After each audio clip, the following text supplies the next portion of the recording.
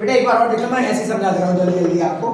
बेटा एक कैप्सूल था, कैप्सूल का क्या दिया था, दो अपने कैप्सूल खाते हैं देखा होगा, वो कैप्सूल का दोनों तरफ का एंड क्या होता है, स्फेरिकल होता है और बीच का सिलेंड्रिकल है। इसका सरफेस एरिया निकालना है, तो सरफेस एरिया क्या रहेगा बेटा, दोनों जो स्फेरिकल है वो मिलके एक स्फीयर बना लेंगे। हम स्फीयर है ना, क्या बनाएंगे, स्फीयर। स्फीयर का एरिया कितना होता है, और बेटा ये सिलेंडर बचा, बीच में क्या रहता है वो सिलेंड्रिकल बेलन जैसा, उसका एरिया कितना रहता है बेटा 2 पाई आर एच। कर्व कितना होता है उसका, तो अपना इस कैप्सूल का एरिया हो जाएगा 2 पाई आर एच और 4 पाई आर एच हो जाएगा।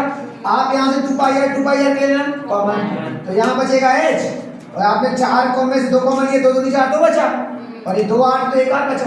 अब अपने सबका मान ढूंढते हैं।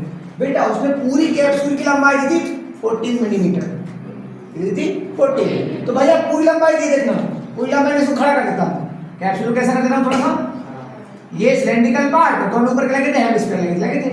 बेटा पूरा दिया था कितना 14, पूरा 14 है। अब आप बताइए, उसने बोला इसका डायमीटर, इसका डायमीटर होता है यहाँ से यहाँ तक, डायमीटर दिया उसने कितना 5। तो भाई रेडियस और कितनी हो जाएगी, रेडियस हो जाएगी इसकी 5 2 अप 2.5 कर दो, 2.5 कितनी जाएगी 2.5, 2.5 कर दो 5 पकड़ लो। तो आप खुद देखिए,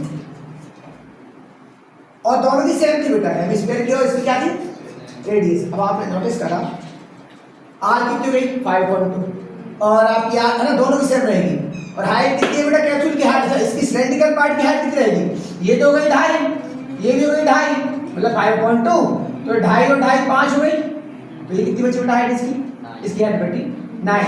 अच्छा 14 में से 5 कम कर लेना, कितना आ गया 9। अब आपके पास एच भी है और आर भी है, उठा कर रख दीजिए।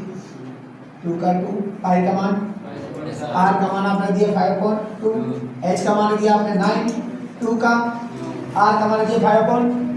बेटा 2 से 2, इस 2 से इस 2 काट दिया है ना, और इन दोनों का भी लिखा रख दिया, नहीं काटा।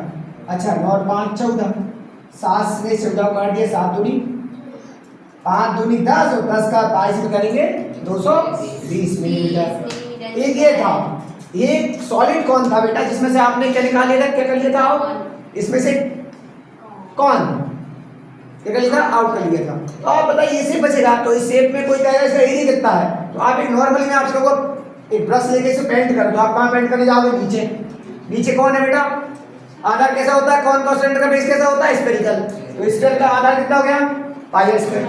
अब आपको भाई ये जो बाहर वाला तो बचेगा ना, तो बाहर वाला कर्व कितना रहेगा, कर्व रहेगा 2 पाई आर एच, किसका कौन का, वो सिलेंडर का, सिलेंडर कर्व कितना रहेगा 2 पाई आर एच। अब जो आपने अंदर का निकाला है, कौन निकाला है, तो अंदर की कोनिकल गड्ढा हो गया ना, तो वो कितना रहेगा, उसका कितना रहेगा एरिया पाई आर एच, कितना रहेगा, तो टोटल एरिया कितना रहेगा इसका, ये रहेगा। अब आपने इसमें से पाई आर के ले लिया, तो यहाँ 2 आर 1 आर बचा, यहाँ पाई आर लिया, यहाँ 2 एच बचा, और यहाँ पाई आर ले लिया एल बचा। ये सारे मान अपन ढूंढेंगे ऊपर। देखो उसने पूरी हाइट ली थी इसकी 2.4, कितनी थी, 2 पार्ट कर लेना, कॉनिकल पार्ट कितनी है इसमें, कॉनिकल पार्ट में